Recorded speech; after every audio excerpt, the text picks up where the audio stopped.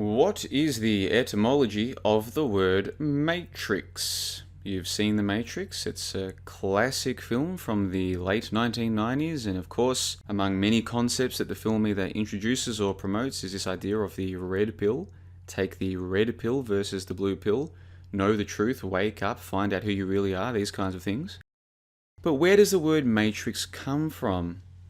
It turns out that according to official outlets, that the word matrix, its etymology goes back to the word womb or uterus. So in other words, when you're watching the film The Matrix, it's named after, it comes from a word that itself derives from words to do with mother, uterus, womb, these things. In other words, when you're watching The Matrix, you are, in a sense, watching a story about the womb, people who are in the womb, leaving the womb as they wake up. So there's a lot of metaphors and allegories at play here, but one point that I would make is that most people who I speak to, even in the so-called truth realm, seem to have spent very little time paying attention to, well, what happened when you left your mother's womb?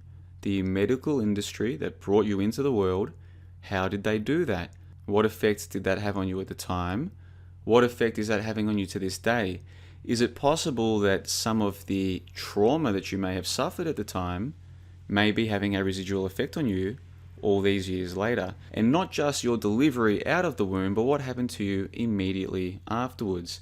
Because in the United States in particular, it is very common for people to have their son, their infant son, their innocent little baby, tied down to a rack and have him mutilated. And you think it's being done by some kind of trained professional.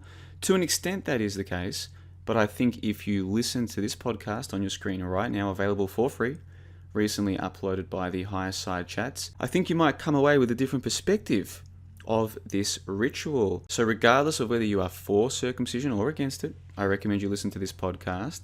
And you have to understand that this is just one part of a broader topic known as birth trauma. And unless you have investigated this properly, unless you've taken the time to put aside preconceived notions and just look into the official story and the official science and the real arguments for and against this, objectively and dispassionately, and consider the possibility that, yeah, maybe, just maybe, babies can remember things.